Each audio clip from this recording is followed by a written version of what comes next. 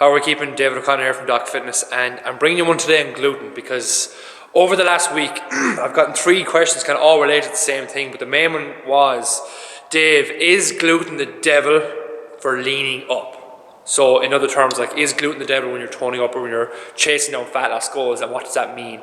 This video is going to give you a quick overview on the whole topic of gluten, show you how gluten-free diets are mainly a fad. I'm not going to say 100% a fad because they're not for some people, but how if you are a gluten-free freak like I used to be, a lot of it is just to take your money. So yeah.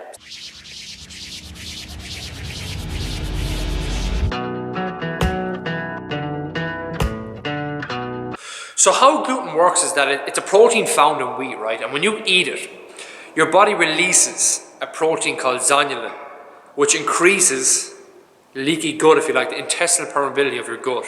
And if you think of that like a shoelace, right? If you think of your gut like a shoelace and we eat gluten, so let's just say we eat a slice of bread, and your body releases a protein which triggers, or gluten releases or triggers a release of zonulin, which creates a spacing in your gut.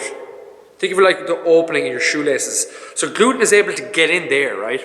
And what that does is your body, your immune system, treats that the same as any pathogenic bacteria that's after getting into. So that is what gluten does, right? Now the thing is, people with celiac disease, they need to be on a gluten-free diet 100% for life, all right? People with autoimmune disorders as well, they have an increased prevalence of celiac disease, but what we're kind of concerned about is this new thing as well that people are kind of blanketing everything with is non-celiac gluten sensitivity.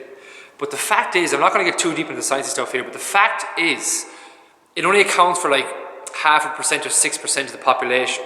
And even at that, we're still not sure in the research of how it comes about if you don't have an autoimmune disorder to gluten, but you're having a reaction to it. It's based off people's kind of symptoms in the research so far. Just bear in mind that this thing called zonulin, which increases the intestinal permeability in our gut, like the shoelaces example I showed you there, that happens to everybody.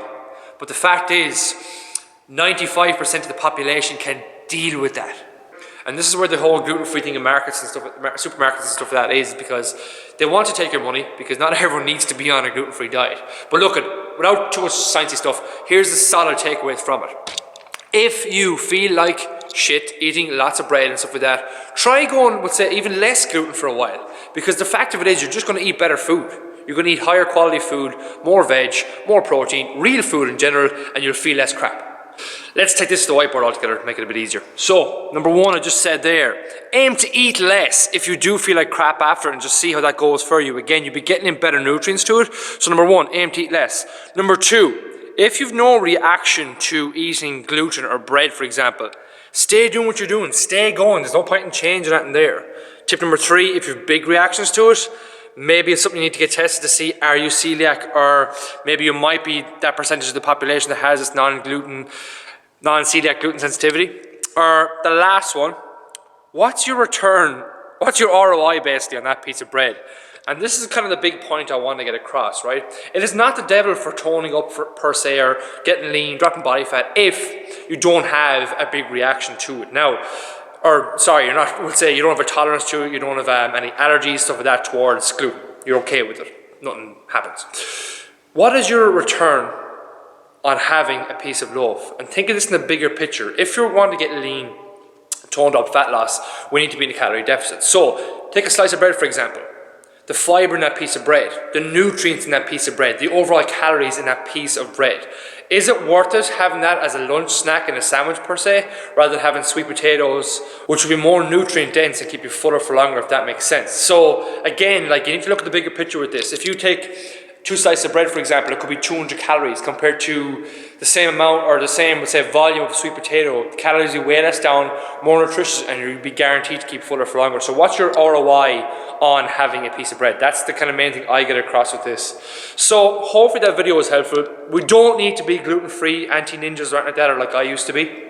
Go over these 4 points again, just to make sure that you've got what's clear from this video of how gluten works.